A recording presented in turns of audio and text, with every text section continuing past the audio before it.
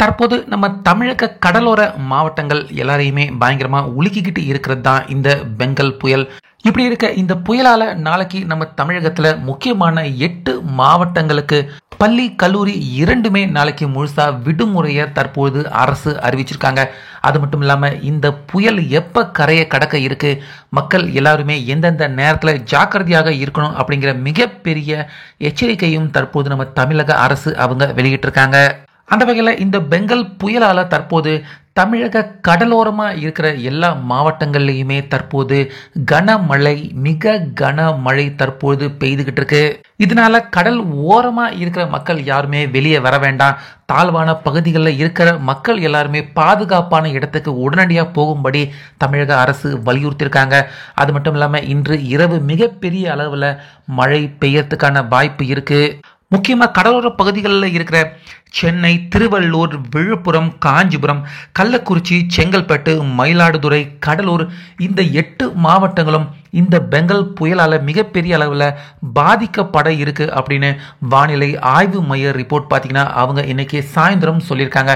அதன் அடிப்படையில் நாளைக்கு இந்த 8 மாவட்டங்கள்லையுமே கல்லூரி, பள்ளி இரண்டுமே முழுசா நாளைக்கு விடுமுறை தற்போது அரசு அறிவிச்சிருக்காங்க. அதே போல இந்த புயல் தற்போது சுமார் 250 கிலோமீட்டர் வேகத்தின் காற்றோட சுமார் 15 கிலோமீட்டர் வேகத்தில் இந்த புயல் சென்னை கடற்கரையை நோக்கி நகர்ந்து வந்துகிட்டு இருக்கு.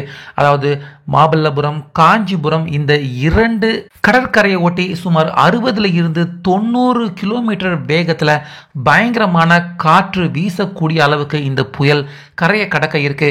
அதாவது நாளைக்கு பகல்ல தான் இந்த புயல் கரையை கடக்க இருக்கு. அதனால புயல் கரையை கடக்கிற வரைக்கும் நிச்சயமா இந்த 8 மாவட்ட மக்கள் இந்த பெங்கல் புயலால அவதிப்பட வாய்ப்பு இருக்கு. ஒரு சில இடங்கள்ல கனமழை, மிக மிக கனமழை, அது மட்டும் இல்லாம இடியுடன் கூடிய கனமழை பெய்யறதுக்கான வாய்ப்பு நிச்சயமாக இருக்கு.